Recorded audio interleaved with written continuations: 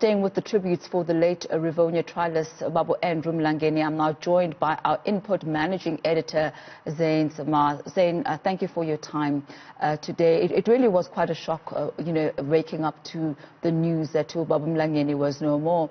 But if you could hear from the conversation with Babu Telezi now, I asked him, a message from one generation to the next. And he spoke about struggle, and he spoke about sacrifice, and the sacrifices that the likes of Babu Andrew Mlangeni have made for this country. Won't you take us through some of the turning points and the pillars that characterize his life, as well as his contribution to South Africa and the nation?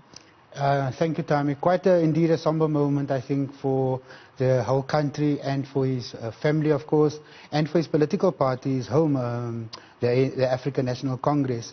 And I think one of the things I thought about immediately when you said quite a shocking moment. Yes, it is always bad to hear such news of the passing of such a great person and such a great liberation leader, Thami. But I always recall also in an interview that he did with our very own Subun Gawa not so long ago, he spoke about how he never expected to live to 95. Right. And how he had thanked his creator for being able to spare him this moment, but he had never thought that he would live that long.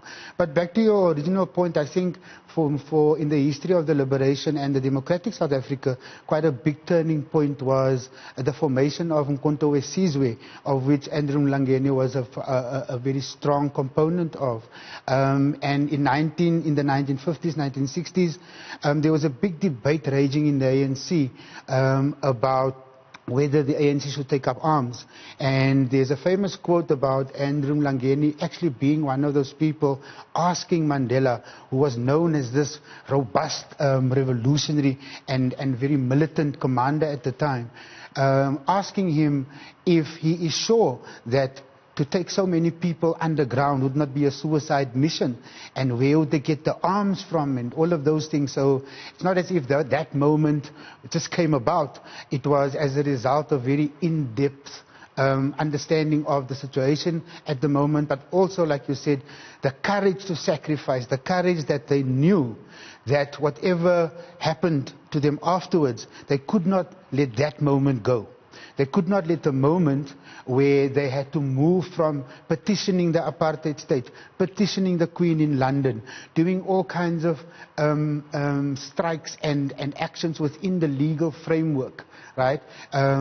When they took that decision. So for me, that was one of the initial big turning points and people like Andrew Mlangeni played a critical role in the decision to form Umkhonto we Sizwe and to take the trajectory of South Africa into a different direction, thus creating the armed struggle. And a very pivotal point, as you said before that, it was petitioning and asking permission and trying to do it, quote unquote, the right way. And when conversation and discussions did not seem to be bringing any sort of headway, a new strategy was needed. Yes. And Babu Andrew Mlangeni was pretty much at the forefront of that strategy and putting that in place. And we still have Zain with us in the studio, Zain. And it really does talk about the measure of the man. As Imam Brigalia was saying, that yes, it's all good and well to serve your community, but also to be able to do that simultaneously maintaining and keeping a family as best as you can, and talking about the relationship that he had with Imam June as well as the children, that also being an important part. But perhaps let's pick up where we left off. And I was asking you about the key turning points in Babu Mlangeni's life and his contribution, and you started talking there about the integral role that he played in Umkhonto we Sizwe. Yes, he was in fact one of the first 5 people that was selected by Joe Slovo and Nelson Mandela to take a trip abroad.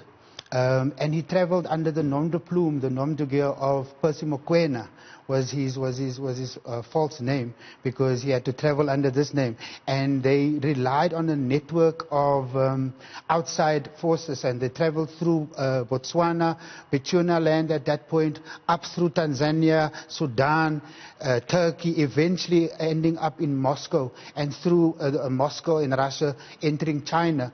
And so there's a book written about Andrew Mlangeni and his accounts.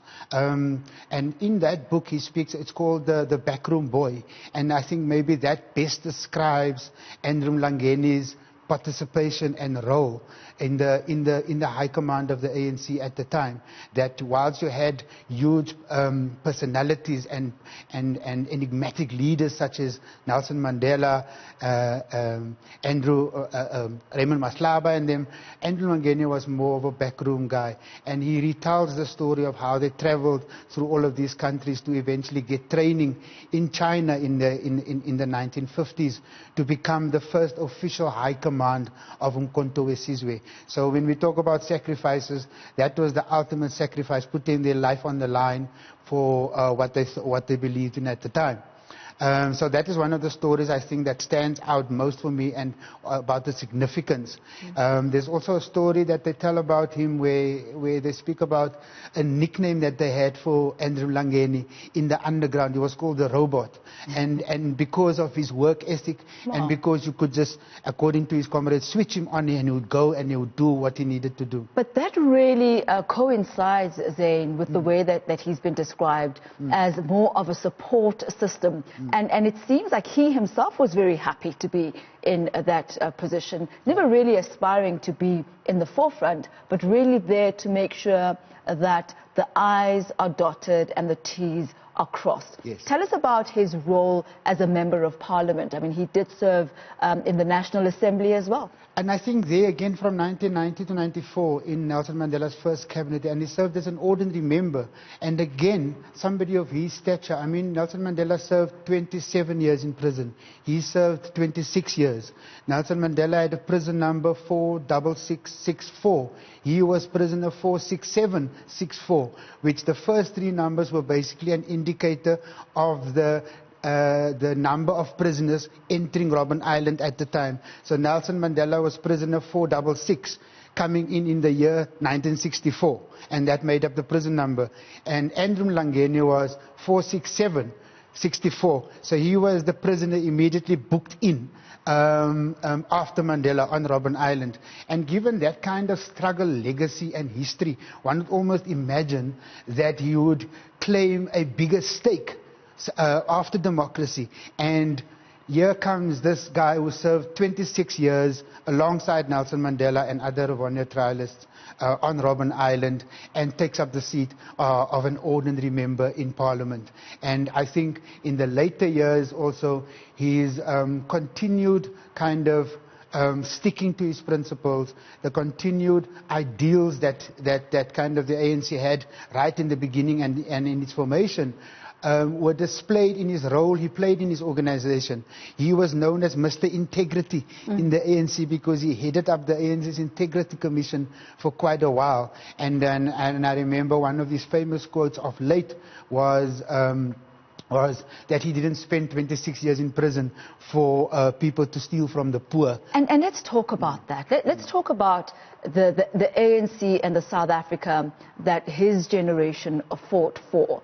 And let's talk about the ANC and the South Africa that we currently have now. I mean, you would have heard with my conversation with Prince Mangosuthu Buthelezi about some of the tussles, and we've seen some of those tussles taking place in Parliament. A lot of unmet expectations and a bit of disappointment as well. Tell us about his voice, his current voice now, and his message to the SA of now.